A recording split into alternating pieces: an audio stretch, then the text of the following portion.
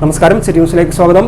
ഇന്ത്യയിലെ federation of football coaches കണ്ണൂരിലെ unsung football കോച്ചുമാരെ ആദരിച്ചു. സർട്ടിഫിക്കറ്റും മൊമെന്റും പൊന്നാട് അണിയിച്ചുമായിരുന്നു ആദരവ് നൽകിയത്.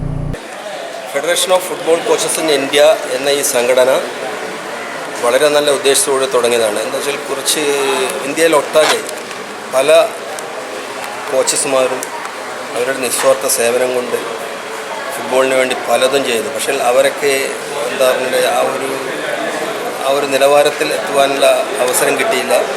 അതുകൂടാതെ അവർക്കൊന്നും ഒരു ആദരവോ അവർക്ക് കിട്ടേണ്ടതായ ആദരവോ കിട്ടിയില്ല.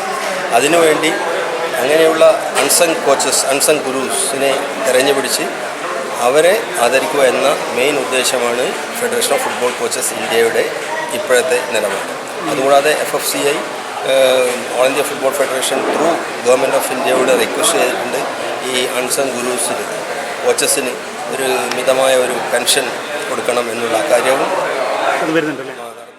ഇന്ത്യയിലെ ഫെഡറേഷൻ ഓഫ് കോച്ചസിന്റെ vice president KK Satheesan, Kerala football association vice president VP Pavithran എന്നിവർ ചേർന്ന് കണ്ണൂരിലെ അൺസങ് കോച്ചുമാരായ Alphonsa M, Dhananjayan MK, Raghuthaman B എന്നിവരെ സർട്ടിഫിക്കറ്റും മൊമെന്റവും പൊന്നാടയും അണിയിച്ചും ആദരിച്ചു.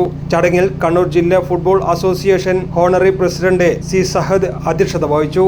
Kerala football association vice president ആശംസകൾ നേർന്ന് സംസാരിച്ചു. Nicholas MA district sports officer സ്വാഗതവും പ്രശാന്ത് K നന്ദിയും പറഞ്ഞു. News desk, city news.